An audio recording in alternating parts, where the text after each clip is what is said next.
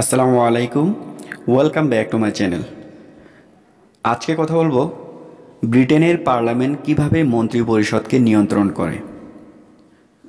British পার্লামেন্টের সার্বভৌমত্ব British সংবিধানের একটি অন্যতম প্রধান বৈশিষ্ট্য। তাই সাংবিধানিকভাবে ব্রিটিশ পার্লামেন্ট মন্ত্রিপরিষদকে নিয়ন্ত্রণ করে থাকে। প্রথমে বলবো আইন প্রণয়ন সংক্রান্ত ক্ষমতা। ব্রিটিশ পার্লামেন্টই সর্বোচ্চ আইন প্রণয়ন ক্ষমতার অধিকারী। এর ক্ষমতা আইনত অবাধ ও সীমাহীন। প্রশ্ন জিজ্ঞাসা।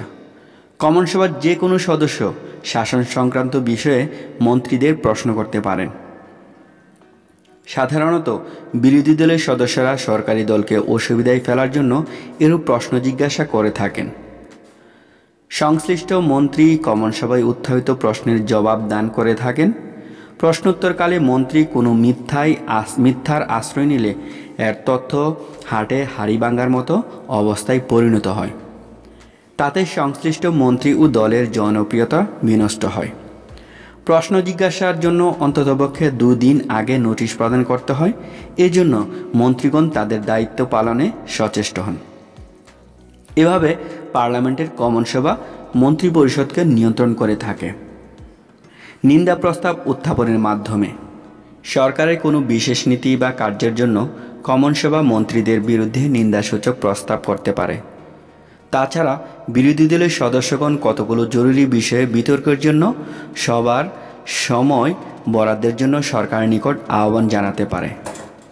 সরকার সময়ের স্বল্পতা হেতু নিজস্ব বিল পাশে ব্যস্ত থাকায় বিরোধী দলের প্রস্তাবে সাড়া দিতে চান না। এরূপ পরিস্থিতিতে বিরোধী দল সরকারের উপর অনাস্থা প্রস্তাব এনে নিন্দাসূচক প্রস্তাব আনতে পারে।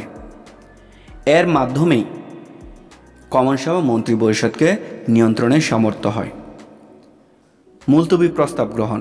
কোনো গুরুত্বপূর্ণ বিষয়ে প্রশ্ন জিজ্ঞাসার জন্য যথাযথ নোটিশ প্রদান করার পর সংশ্লিষ্ট মন্ত্রীদের জবাবে প্রশ্নকারী সন্তুষ্ট না হলে কমন সভা উক্ত বিষয়ের উপর মুলতবি প্রস্তাব আনয়ন করতে পারে।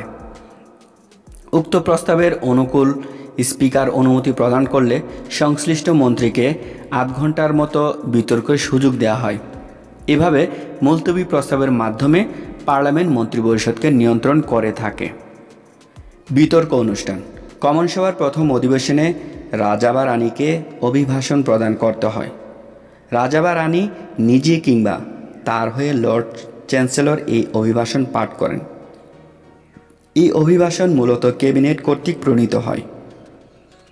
এই অভিভাষণ পাঠ আপাতদৃষ্টিতে আনুষ্ঠানিক ব্যাপার বলে মনে হলেও এর রাজনৈতিক গুরুত্ব অসীম।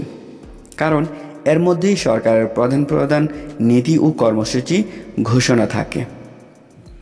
উক্ত ভাষণের পরদিন ধন্যবাদ জ্ঞাপনের প্রস্তাব উত্থাপন করা হয়। এতে বিরোধী দল সরকারের বিভিন্ন নীতি ও কার্যক্রম সম্পর্কে বিস্তারিত আলোচনার সুযোগ পায়। মূলত এর মাধ্যমে কমন সভা মন্ত্রিপরিষদকে নিয়ন্ত্রণ করে থাকে। সিলেক্ট কমিটি গঠন। সিলেক্ট কমিটির মাধ্যমে সরকারি কাজকর্ম ও নীতি সম্পর্কে তদন্ত কার্য পরিচালনা করা যায়। অনধিক 15 জন সদস্য নিয়ে প্রতিটি সিনেট কমিটি গঠিত হয় এবং প্রতিটি কমিটি নিজেদের সভাপতি নিজেরাই নির্বাচন করে থাকে। আবার কাজের সুবিধার্থে কোনো সিনেট কমিটি সাব কমিটি গঠন করতে পারে। তবে ব্রিটিশ কমন সভার সিনেট কমিটি সাধারণত 3 ধরনের হয়ে থাকে: অস্থায়ী কমিটি, বিশেষজ্ঞ কমিটি এবং অধিবেশনকালীন কমিটি। মূলত এর দ্বারাও পার্লামেন্টের কমন সভা মন্ত্রিপরিষদকে নিয়ন্ত্রণের সুযোগ পায়। অনাস্থা প্রস্তাব। বিরোধী দলভুক্ত সদস্যরা সরকারকে অসুবিধায় ফেলার জন্য এবং নিজ দলের সপক্ষে জনমত গঠনের জন্য সরকারের বিরুদ্ধে অনাস্থা প্রস্তাব উত্থাপন করে থাকেন। কোনো একজন বিশেষ মন্ত্রীর বিরুদ্ধে কিংবা সমগ্র সরকারের বিরুদ্ধে অনাস্থা প্রস্তাব আনীত হতে পারে। এরূপ প্রস্তাব গৃহীত হলে মন্ত্রিসভাকে পদত্যাগ করতে হয়। কাজেই মন্ত্রিপরিষদকে নিয়ন্ত্রণ করার সর্বশ্রেষ্ঠ অস্ত্র হল পার্লামেন্টের কমন সভায় অনাস্থা প্রস্তাব উত্থাপন করা। জনমত গঠন। ব্রিটিশ পার্লামেন্টের জনমত গঠনের মাধ্যমে মন্ত্রিপরিষদকে নিয়ন্ত্রণ করে থাকে। কমন সভা সরকারি নীতি ও কাজকর্মের উপর সদা সতর্ক দৃষ্টি রাখে। সরকারের জনস্বার্থ বিরোধী কাজ ও সিদ্ধান্তের সমালোচনা করে সরকারের বিরুদ্ধে জনমত গড়ে তোলে। সুতরাং জনমত গঠনের মাধ্যমে পার্লামেন্টের কমন সভা মন্ত্রিপরিষদকে নিয়ন্ত্রণ করে থাকে। জরুরি মুলতবি প্রস্তাব আনয়ন।